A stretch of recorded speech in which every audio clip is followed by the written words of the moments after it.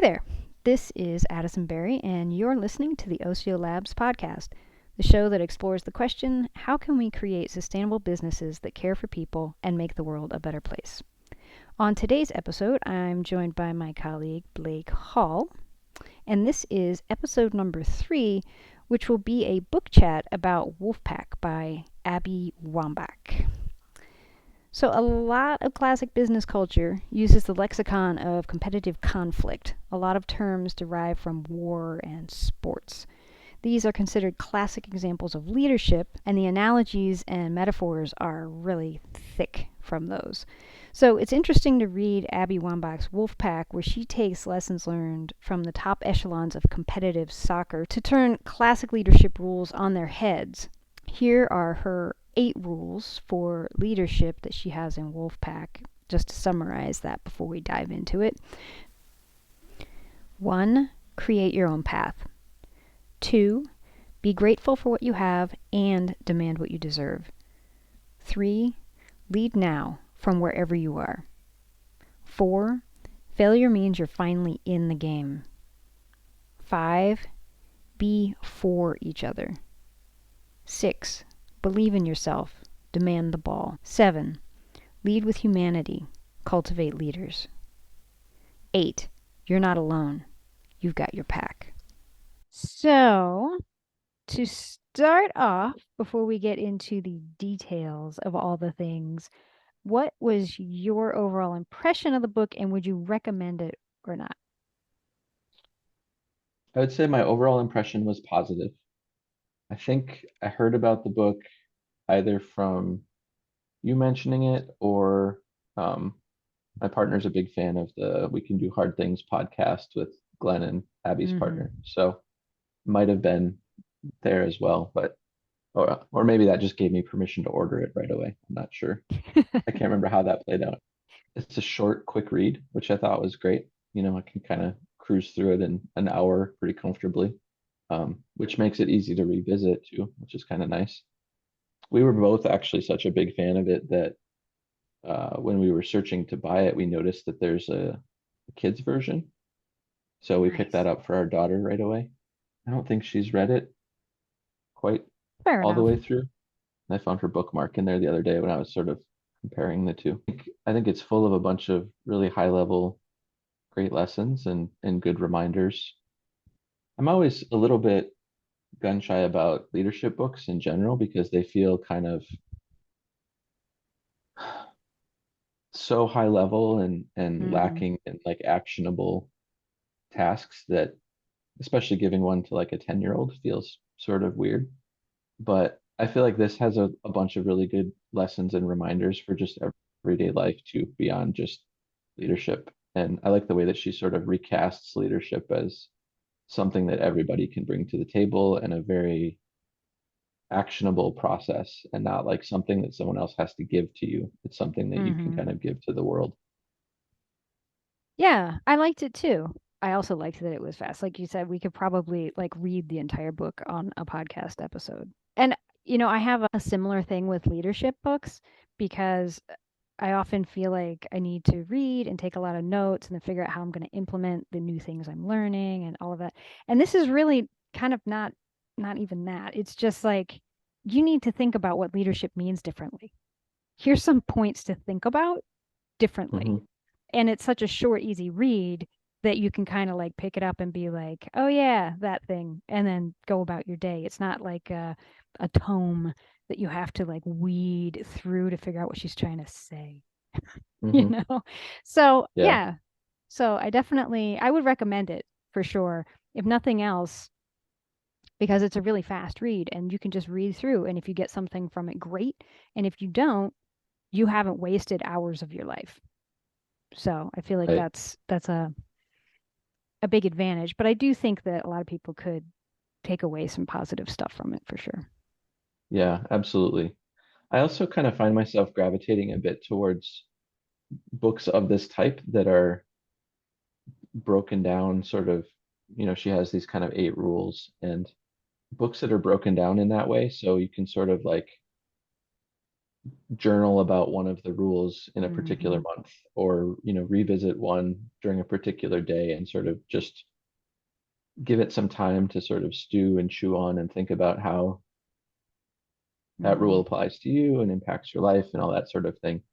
When a book is structured that way, it sort of makes it easier for me to think about in Hmm. ways that are a little more actionable than, like you're saying, if you have to sort of stop and take notes and look up sources and you know consider how you might go about implementing some sort of marketing project or whatever. Right. This is sort of the opposite of that, which is great. So, what would you say like your biggest takeaway is, or like what do you think, or I guess maybe even like what do you think her message is? Like, what is she actually saying? I think my biggest takeaway is that, growing up sort of a Midwestern white male, a lot of the things you're taught about leadership and sort of business and competing are very individual. So then when you think about leadership, it's sort of at odds with a lot of the other like hyper competitive things that you're taught to sort of get Mm, ahead and succeed. And I love that her message is more kind of nurturing and collaborative. And I like the concept of both the wolf and the wolf pack, because I feel like you still need to be competitive and you still need to sort of be the best person that you can be, but you also need the support of a community of some sort and your team and the people around you. And cultivating that and embracing that is just as important to your success as sort of being your own individual rock star. And I mm. think that's a really good reminder that's not present in a lot of the sort of historically celebrated leadership books. For me, I ended up sort of like taking away two main messages. And to speak to background from my side, right? So I'm a woman leader. So this book is specifically written to me. I'm also queer, and she's queer as well, and brings that up in the book. And so I'm kind of like her primary target audience that she's speaking to in the book for sure. But one of the what I took away was sort of two messages of basically demand more of the world, expect more of the world.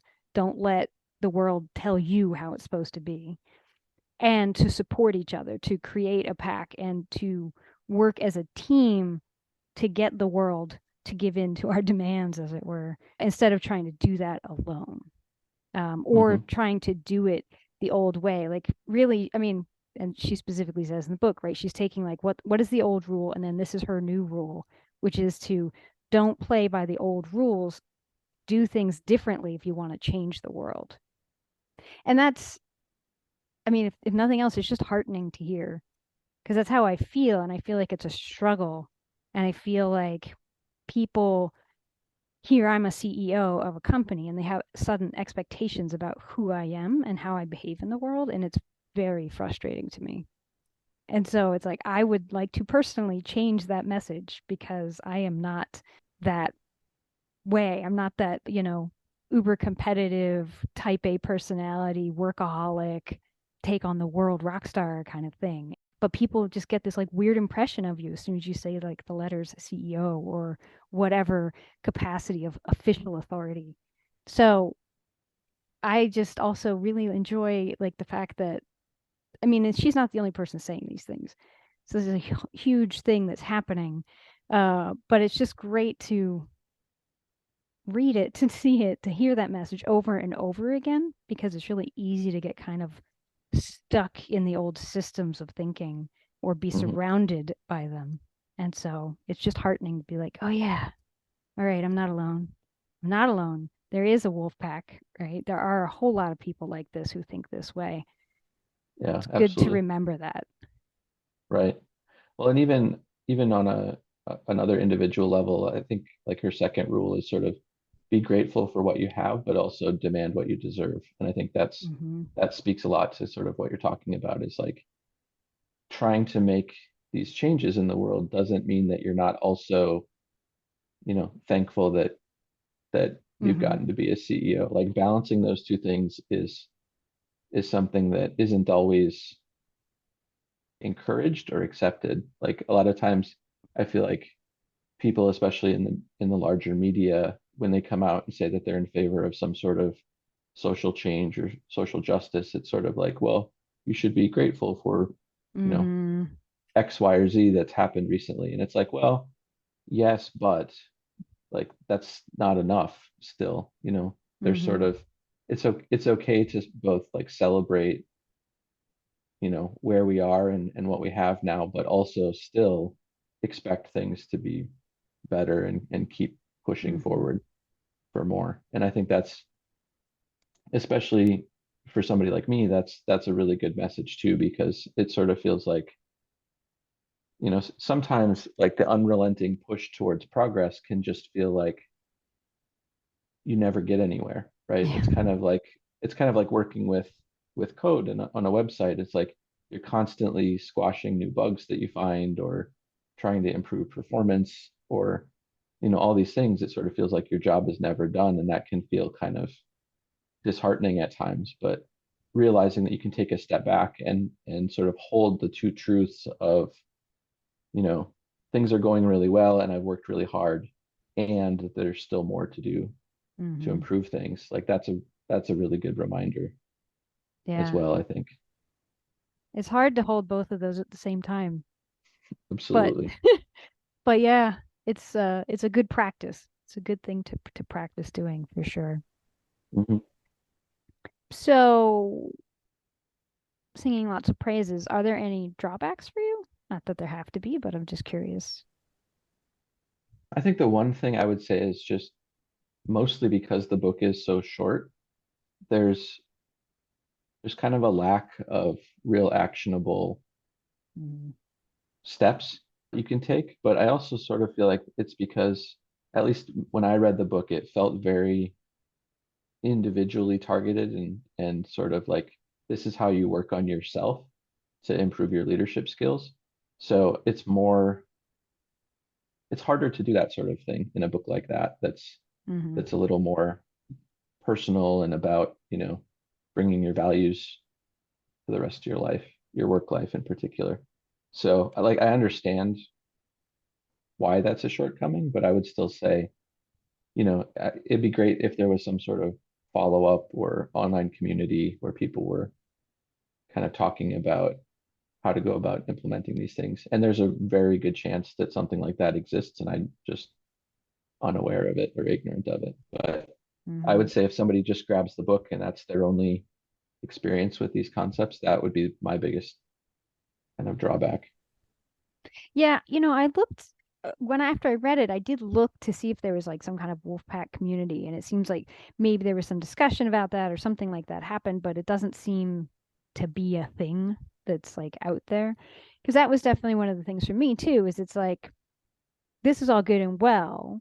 And like in a sense, I have many packs. I have my family and I have my friends and I have my team here at work. And we are packs. Like we do stick together and support each other.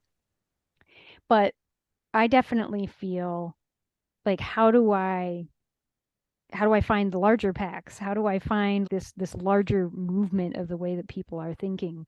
And being a CEO or just any kind of management that is sort of set apart in some way with levels of authority, I guess, it does feel lonely sometimes in its own way. And it's interesting, like I go through lots of different ways of trying to find other people. As part of doing this podcast is for me to try and find other people who think the way that we think so that I can sort of grow this pack that we Hmm. have.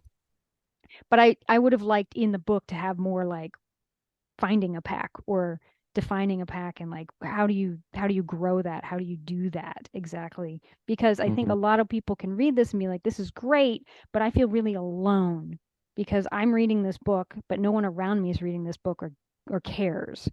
And so how do Yeah. I find the other people who are doing that? So I feel like that would have been, yeah, like Yeah, absolutely. a next step from reading the book is like, okay, now go connect with other people who just read this book too and want to explore this.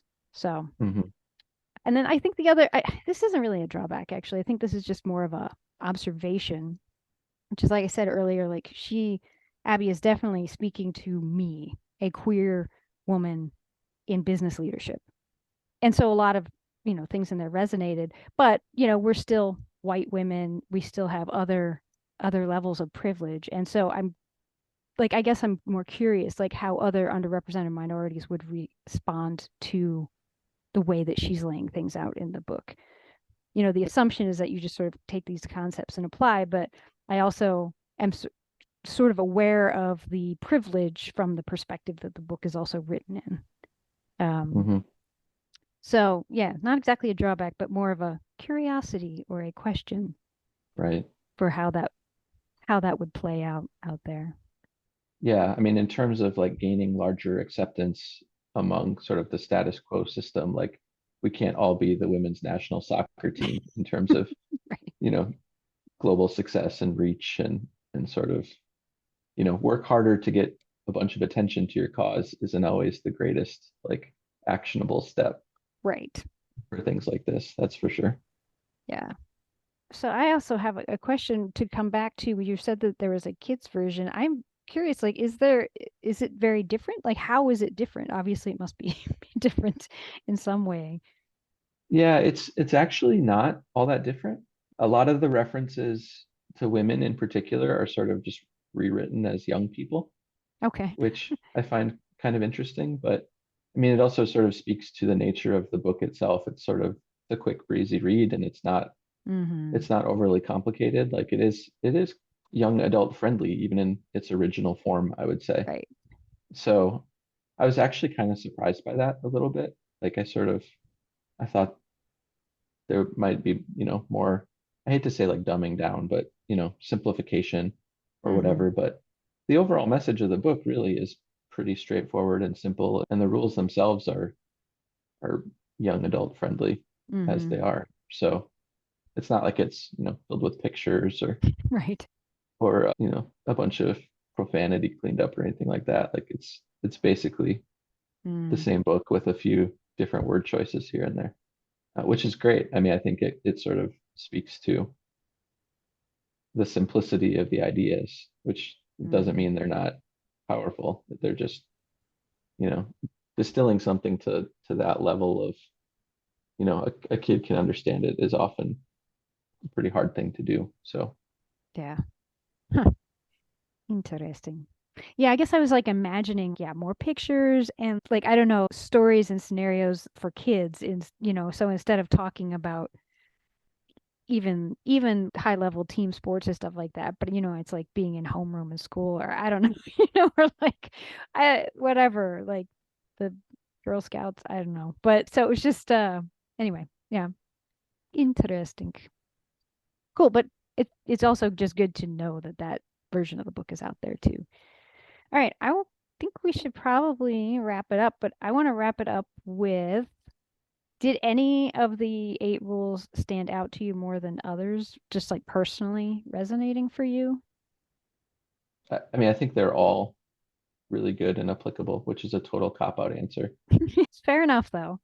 But I have to pick two. One of them we talked Mm-hmm. about already quite a bit, and it was rule number two, which Mm-hmm. is be grateful for what you have and demand what you deserve. Because I feel like that's a really important ongoing practice for Mm-hmm. everybody. And it sort of seems like younger generations are doing a better job of that than some of us who aren't so young anymore, which is great to see. But it also has a lot of backlash too. So it's a hard thing to do and continue to implement. But the other one that's a really good reminder for me is number four. Failure means you're finally in the game. And basically, like, instead of being afraid of your failures, you need to lean into them and sort of realize that those are your learning moments.